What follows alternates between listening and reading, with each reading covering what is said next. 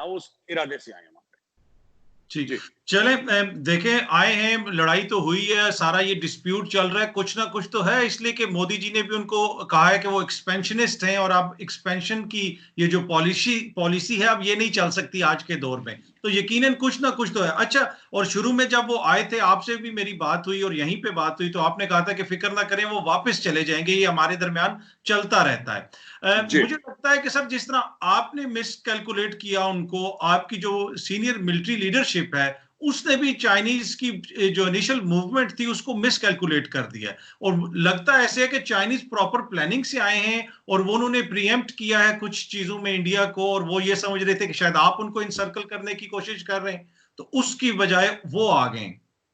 जी, देखिए इसमें 2-3 बातें हैं, मैं आपको बता दूं, मिस कैलकुलेट किसी ने नहीं करा। जो मोदी जी ने बात करी थी ना कि एक्सपेंशनिज्म नहीं चलेगी, राइट? अब देखिए उन्होंने क्या करा, नेपाल के जो केपी ओली हैं, KP Sharma Oli prime minister, बड़ा चाइना चाइना कम्युनिस्ट पार्टी, उनके गांव के गांव खा गई चाइना। आपको पता है चाइनीज ने क्या करा? अतर साहब मैं आपको बताता हूं, चाइनीज बंदे आए नेपाल के अंदर, जो कि एक सॉवरेन कंट्री है, उसके अंदर आए, वो बंदा एसयूवी के ऊपर खड़ा हुआ, उसने बोला कि कल तक तुम नेपाली थे, आज से तुम चाइनीज हो, मुबारक हो बहुत बहुत। और चाइनीज ने नेपाल की, अब बताइए, केपी शर्मा ओली साहब प्राइम मिनिस्टर ऑफ नेपाल, बड़े तगड़े लीडर बन रहे थे कम्युनिस्ट पार्टी के, क्या हुआ? आपके मुल्क की जमीन ले ली हो, बड़े मैप बनाएंगे हम, लिपू लेक के इंडिया के मैप बनाएंगे, वो इंडिया के मैप बनाता रहा, चाइना ने उसकी जमीन लेके उसी का मैप खराब कर दिया, पहली बात।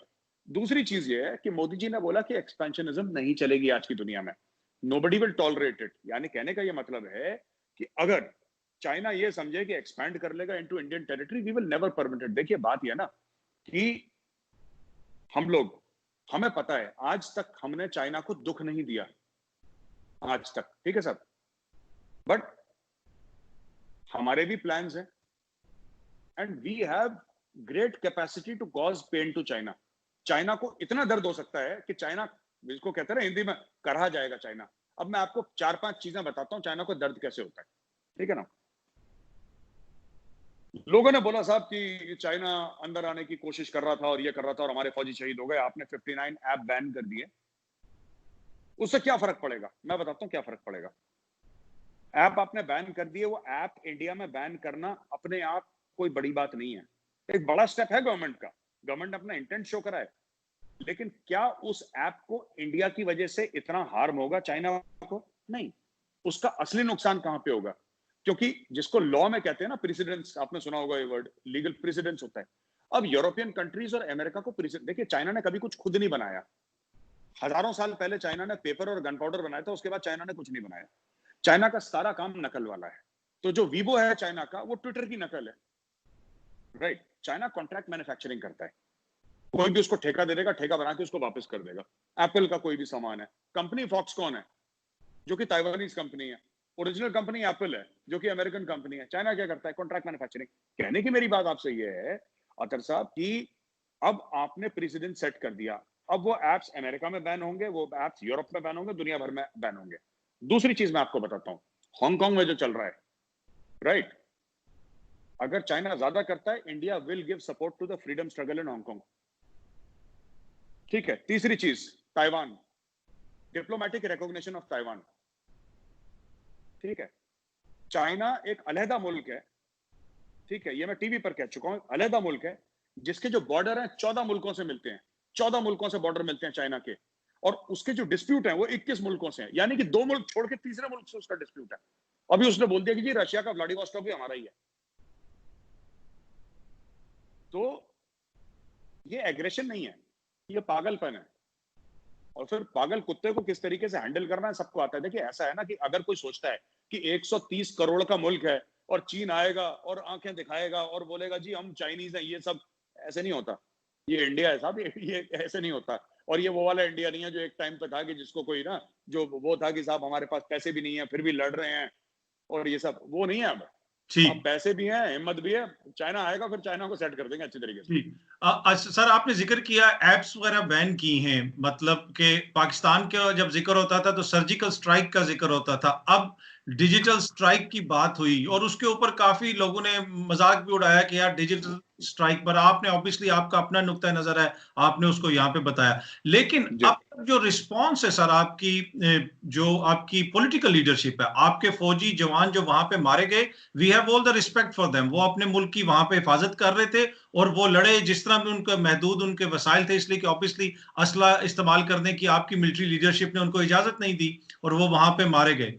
उन we have all the respect for them, वो अपने मुल्क की हिफाजत कर रहे थे, अपनी सरहद की हिफाजत कर रहे थे, लेकिन जो पॉलिटिकल रिस्पॉन्स है सर, कि अभी तक कम से कम चाइना का नाम तो लेना सर, एक भी स्पीच में मोदी जी ने चाइना का नाम नहीं लिया कि तुमने मेरे बंदों को मारा है, मेरे बच्चों को मारा है और तुमने गलत किया है। ओके, अब मैं आपको इसका भी बता देता हूं। पहली चीज आपने बोला कि जी हमारे फौजी क़यादत ने हमारे सोल्जर्स को वेपन अलाउ नहीं करे। याद है मैंने आपको पहले बताया था कि हमने करार साइन करा था, तो अलाउ तो चाइना को भी नहीं है, राइट? अलाउ, अब देखिए कुछ मैप साइन हुए थे शिमला मुआहदे के तहत, जिसमें जुल्फिकार अली भुट्टो साहब थे, बेनजीर भुट्टो बहुत छोटी थी, इंदिरा गांधी थी वहां पे। जब वो मुआहदे साइन हुए थे, ये कारगिल की लड़ाई कैसे हुई? कारगिल की लड़ाई भी ऐसी हुई थी कि पाकिस्तान के साथ ये था कि अक्टूबर नवंबर में हमारे फौजी नीचे आ जाएंगे और पाकिस्तान के फौजी नीचे आ जाएंगे, राइट? और हर साल से यही होता आया था 1972 से, क्योंकि बोला बहुत ठंड है, लोग फालतू में वहां पे बैठे हैं। डीजीएमओ जो आपके डायरेक्टर जनरल मिलिट्री ऑपरेशन हमसे बात करते थे, हमारे डीजीएमओ साहब आपके डीजीएमओ से बात करते थे, राइट? 1999 में पाकिस्तान ने करार तोड़ दिया, वो जो मैप पे साइन किया था। अब मैं आपको बताता हूं, जो कह रहे हैं कि डिजिटल स्ट्राइक, ये जो डिजिटल स्ट्राइक वर्ड है ना, जो हमने सर्जिकल स्ट्राइक करी, चलिए आपने माना तो अतर साहब इसके लिए थैंक यू, वरना तो आप यही कह रहे थे कि पेड़ सर गिरा दिए, मैंने माना नहीं, मैंने कहा वो फेक चलो सर्जिकल स्ट्राइक थी, चलो कम से कम आपने कहा तो सही ना। चलो कोई बात नहीं, आप फेक कहते हो, कोई बात नहीं, आप पाकिस्तानी हो, आप अपने मुल्क का मौजूद रखें आगे, मेरे को ऑब्जेक्शन नहीं है। मैं सिर्फ ये कह रहा हूं अतर साहब कि देखिए, जो हमने सर्जिकल स्ट्राइक करी थी, बालाकोट पे स्ट्राइक करी थी, वो हमने टेररिस्ट के खिलाफ करी थी, पाकिस्तानी आर्मी के खिलाफ स्ट्राइक नहीं करी थी। पहली चीज, it was a strike against terrorism. जो भी मारे गए थे target were terrorist of Jaish e Mohammed and Lashkar e Taiba. Pakistani army के ऊपर कोई अटैक नहीं था। पहली चीज, दोनों स्ट्राइक्स, बालाकोट की बात ले लें, 2016 की सर्जिकल स्ट्राइक ले लें, let's be very clear on that fact, number 1।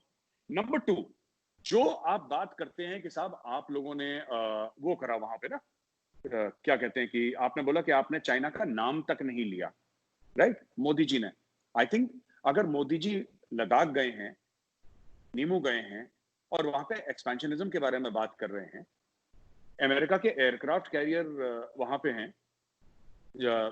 आपके साउथ चाइना सीज में एयरक्राफ्ट कैरियर हैं, सब कुछ ऐसा चल रहा है, तो आई डोंट थिंक कि नाम लिया नहीं लिया इससे कोई ज्यादा फर्क पड़ता। आई एज एन इंडियन मुझे कोई दिक्कत नहीं है कि नाम लिया कि नहीं, मुझे पता है किसकी बात कर रहे हैं,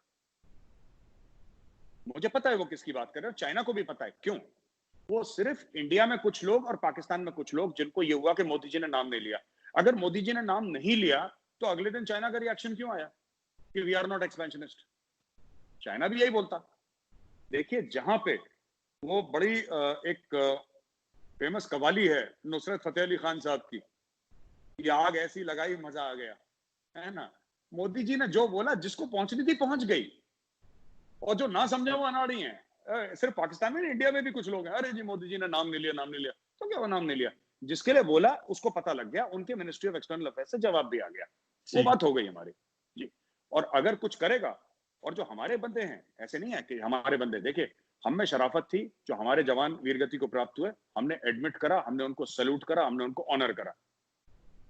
चाइना के दिल में चोरी है, क्योंकि चाइना को पता था कि उसने जमीन हथियाने की कोशिश करी थी, राइट? अगर चाइना, मैं तो फिर कह रहा हूं, हम कह रहे हैं ना 43 मारे, इंडियन आर्मी कह रही है, इंडिया कह रहा है आप मत मानिए, आप कह रही साहब 43 ने मारा, एक मारा चाइना में। आप टेलीविजन पे एक अपने सोल्जर की तो फ्यूनरल दिखा दीजिए कि उसका जनाजा ले गए, उसका अंतिम संस्कार जो हम हिंदुओं में बोलते हैं, उसको ले गए, उसको दफनाया, उसको जलाया, उसको सल्यूट करा। अब आप ये बोलेंगे कि साहब इंडियन आर्मी के हमारे 20 जवान वीरगति को प्राप्त हो गए इंडियन आर्मी के, लेकिन एक भी चीनी को, वो सब जैकी चैन और ब्रूस ली थे कि उनको एक खरोच भी नहीं आई, तो सब आप बताइए ये नेचुरल बात है? ये नेचुरल बात नहीं है। मैं कह रहा हूं एक बंदा मरा है, उसकी फ्यूनरल दिखा दो ना।